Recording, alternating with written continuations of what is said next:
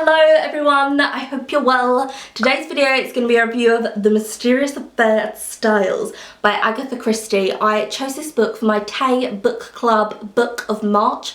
So on this channel I run a book club where I just say the book and then we all read it by the end of the month and you send me your reviews. So this is the book I chose for March. I'm going to give you the plot of it spoiler free. This whole video is going to be spoiler free. Because this is a murder mystery, it can be spoiled really easily. So it's going to be spoiler free. I'm then going to give you my review of it and then your reviews of it. But everything here is going to be spoiler free. So why I picked this book is I adore Agatha Christie. I've read Agatha Christie, Miss Marple's and Agatha Christie Poirot's. So I knew I wanted to choose an Agatha Christie and I thought I want to choose one that I haven't read and I want to choose one that's one of her early ones.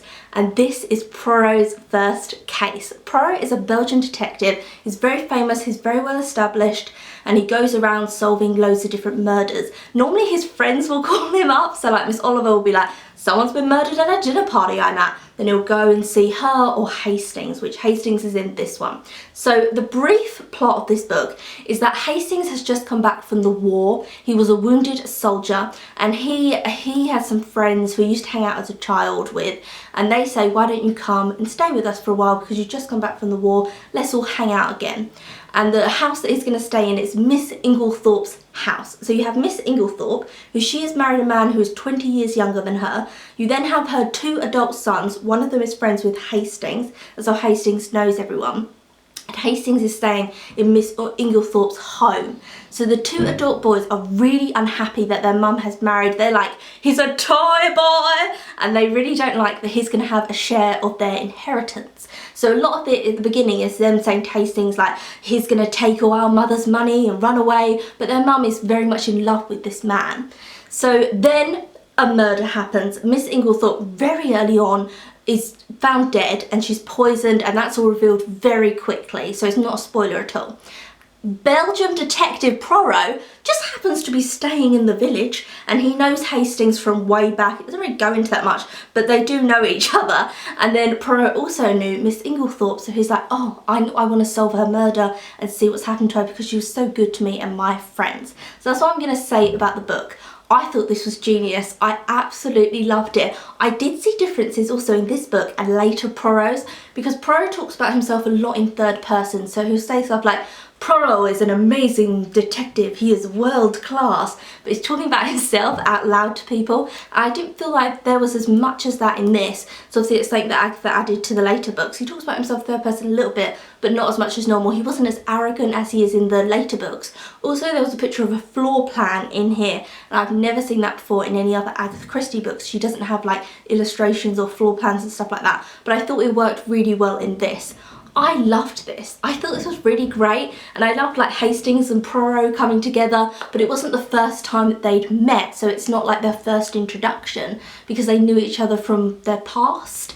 But I thought it worked really well. I loved all the characters. They're incredibly memorable. There's a lot more characters than what I've just said, but I don't want to spoil it, but there's a lot of people that they all kind of know, and everyone has a different motive as to why they could have killed poor Miss Inglethorpe, which I always feel so sorry for like the dead people in Agatha Christie. It's like everyone hated them. God, do they have any friends? Like when they're alive, they're like, oh yeah, I have my husband and everything. As soon as they're dead, it's like everyone's a suspect. Everyone could have done it. Loved it. Absolutely adored it. This was published, I don't know if I said earlier, but in 1920. Stunning. Absolutely adored it. So that's my review of it. I'm now going to read out your reviews, which I'm really nervous that people are like, hated it, terrible choice, Hannah. I'm going to put up on the screen now your editions of the book. There was actually different editions, and my edition's like really tatty and battered, and you had really nice editions. And now I'm going to read out your reviews. I have my laptop here, so I'm going to read out your reviews now. I'm going to get straight into it. Mopple says, I loved it. Yes! I agree that I read the first 3 chapters multiple times as I've forgotten who was who. I imagined it like a play or film, as it was mostly dialogue. Yes, there is a lot of dialogue in Agatha Christie's work, so you do get through it quite quickly, and also a lot of it is like detective work, I assume, is a lot of interrogation and talking and getting different people's side of the story and trying to pace it together. And even though Miss Marple, her other character who I adore, even though she's not a detective, it's a lot of her having chats and conversations with people and working out who's telling the truth and who's not, and whose story is like slightly different than everyone else's. So there's a lot of dialogue, and a lot of her books she actually turned into plays as well. They work really fantastically as plays. And you also said, it definitely kept me guessing. My only slight issue was I felt that the characters could have been a little more in depth, and my sense of the passage of time went off a few times. Great book. So you kind of had mixed feelings, but I'm glad that you did love it in the end. I next have a comment from La Limoni, who says, bless Agatha Christie. Yes! Oh God, Agatha Christie. I've read loads of thrillers and like crime books, and no one even comes near to Agatha Christie. Like, you won't guess who the killer is, and then when the motive is revealed, you're like, oh yeah, that makes so much sense.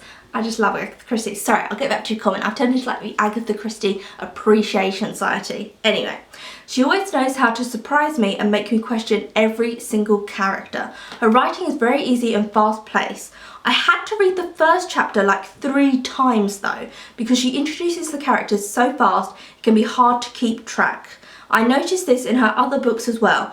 I personally don't feel like that. I don't feel like I lose track of the characters at all, but it is interesting because the other comment I just read out said the exact same thing as you, so maybe it's just me personally, but maybe for some people she's a little bit like confusing because there is a lot of different characters within it. This was my first Hercule Poirot book. Yes! How good that you started with like the first Poirot. I would definitely recommend reading Agatha Christie in the order that she published them, because some of them she revisits certain characters. So in Caribbean Mystery she has a character in it, and then in Nemesis she revisits that same character. So she does kind of bring characters back into the story. I just read them with whatever books I can find in the charity shop, to be honest with you. So I don't read them in order, but it'd be nice if you could read them in order. I liked his quirky persona, but I found so funny how whenever everyone talked about him, they kept referring how short he is. Like, who does that? As a fellow shorty, I'm triggered. Same, I'm really short. And also, I feel like when people talk about Poirot, they often call him like a foreigner, or they say he's French when he's Belgian, and they like mix up those little things. And it shows like people's ignorance towards him. But yeah, people are definitely really harsh towards Poirot, I personally feel.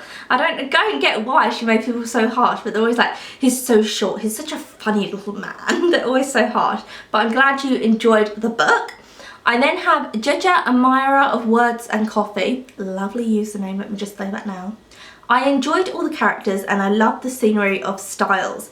Yes, so, I forgot to tell you. So Styles, the affair at Styles, why it's called Styles is because Miss Inglethorpe lives at Styles Court, which is a massive country house, like a huge mansion. And that's why her 2 adult sons are really upset that she's married someone younger, because he's going to inherit this massive fortune of a house. And Styles was described beautifully as well. At some point I believed someone was the murderer, then 2 pages later I thought it was someone entirely different. Agatha Christie is the queen of mystery. Ah, yes she is. She will have you guessing until the very end. The drawings were such a beautiful addition to the story. Hercule Poirot is my hero. He's so quirky and mad as a hatter. Rating 4.7 stars. Truly loved it. Glad you really enjoyed it. I think, yeah, Poirot is such an amazing character. He really is.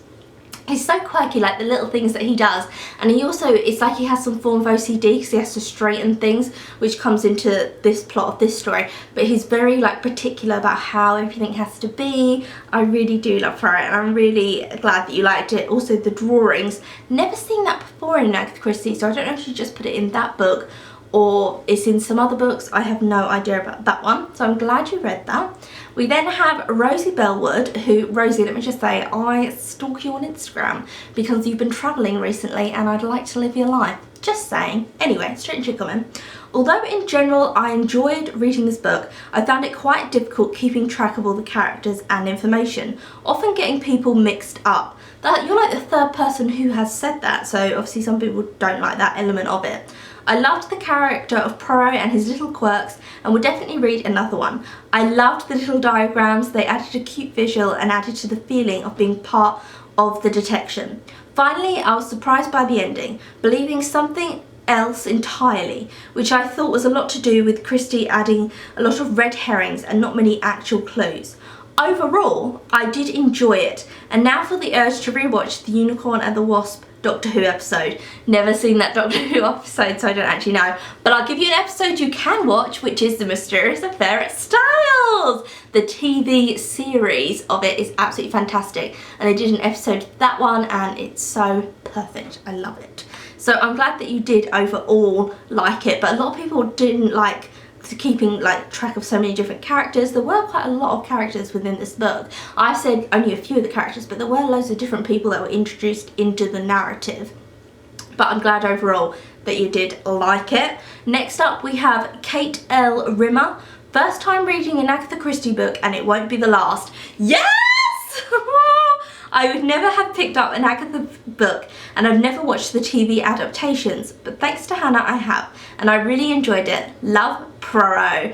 Oh, I'm so glad, and the TV adaptations are really good as well. So if you have a chance to watch them, I know on ITV, on their catch-up kind of like iPlayer thing, you can watch a lot of the Pros on that and they are so good. And the Miss Marple's been played by many different actresses, and I would definitely recommend, if you can watch the TV series, definitely do. They are so similar to the books. The next comment is from Lisa G, who says, just wanted to say, although I've read it before, it didn't matter because the pleasure of the book is in Poirot's reactions and his relationship with Hastings. They are really good to reread. I would definitely recommend that, because you think, oh, it's a murder mystery. Once you know who the murderer is, why would you want to read it again? But because there's so many different Agatha Christie books, I feel like you don't remember who the murderer is, and I read the books first and then I'll watch the TV adaptation of the book I've just read. And sometimes I don't even remember who the murderer is, because there's so many different people and so many different motives. You kind of forget, and it's not till the last chapter that everything is summed up in the last chapter. There's no real clues throughout the rest of the book who the murderer could be, so they're really good to reread. I definitely, and rewatch. I agree with that. This is my favourite dynamic. Hastings thinks he is a good sleuth, but he notices nothing. It's very funny, but he does help Poirot in his own way, as he is the gateway to the inner sanctum, as it were. Loved this one. Oh my god, I love your comment, Lisa. I feel like you're definitely a fellow Agatha Christie fan. So yeah, he's really useless like Hastings, and he doesn't recognise like the most obvious things in front of him. He's a little bit of an idiot. I felt like in this Poirot though, Poirot wasn't really putting Hastings down or anything. They were just kind of getting along. But in later Poirots, it's kind of like, Hastings, use your mind, think, because Hastings is just a little bit like soppy and dumb, and he doesn't think about things in the way Poirot does, who's obviously a trained detective, so it's a little bit harsh on like Poirot's side of things. But he does kind of chastise Hastings in the later books, but I liked it in this when Hastings kind of gave him little clues, but he's just talking normally, and then it clicks something in Poirot's inner sanctum, I like how you put it, Lisa, that makes him think of something. So without even knowing it, Hastings is kind of solving the crime, which I really like those elements within it. I have a comment from Graham Silla Reads Books. I've just finished The Mysterious Affair at Styles. I loved it even more the second time round than I did the first when I read it. They're very easy to reread, like I said before. Absolutely stunning. So many twists and turns, red herrings and clues. I found that reading it again, I found some little details that I'd not noticed before, and it really made me enjoy the story on a deeper level. Totally agree. Agatha Christie has very like subtle things, and then when you reread the book you're like, oh okay, I get how that person's the murderer, and it all comes together like really well. So they are really good to reread. And I also feel like her books are very layered. I love them. I think we know I love them. He also says, even though I already knew who done it, apparently Dame Agatha wrote the book as a result of a bet that she couldn't write a detective novel that the reader wouldn't immediately know who the killer was. I actually never knew that. I love, Graham, how you like add little facts into your reviews as well. I had no idea that it was just because of a bet. She's so naturally good at it as well, and also she did it all on a typewriter, and she didn't have many notes when she wrote these books. They were just all within her head. Thank God for that particular bet, as all that followed from Miss Christie was brilliant. Her plot twists, her false information, her unreliable narrators, and her twisty twist ending that you don't see coming. Agatha Agatha Christie's writing is always an absolute pleasure to read. She's my all-time favourite author. I thoroughly enjoyed this month's book choice. Thank you so much for choosing it, Hannah. Thank you for reading it, Graham. And as you said, it was the reread, but you could reread it. I definitely agree with everything you said, Graham, and I think Agatha Christie might actually be my favourite author as well, because I've never read a book from her and been disappointed. I absolutely adore her work. So next up, I have a comment from Julia, who says, I love Agatha Christie's novels. This one was no exception. Some aspects irritated me, as it is an older story with its own set of rules and customs. For example, I was not fond of the family dynamics. Two adult, able-bodied sons are waiting for their mother's money instead of providing for themselves. I 100% get that, but in older, like upper-class English stories, whether it be films or our TV programs or our books, that is just normal. And even until present day, in the upper classes, if someone has like a huge inheritance, they don't get a job. They just wait for people to die in their family so they can get the big inheritance. And it's really weird that like they don't use their education to get themselves a high up job. They just like wait to be passed down money. It is a weird thing, and it was definitely within that book hugely that you thought it was one of the sons because they wanted the inheritance. Their motives were very kind of clear, and then it got a bit twisty turny with them. So I definitely do agree with you there. I really didn't like it and couldn't respect those characters. However, in the story, that situation was treated as a normal occurrence. Yeah, it is. Like I said, like in our films and our media, that is very normal. And also a lot of upper class people, that's what they do. They're like little vultures, in my opinion, waiting for someone to die so they can get their money when they could just use their education to build their own business. It just seems a bit odd to me, but that is just like the culture of it, I suppose. And then the last comment is from Goldilocks Reads. I couldn't guess who the killer was, and I loved the way Poirot solved the case.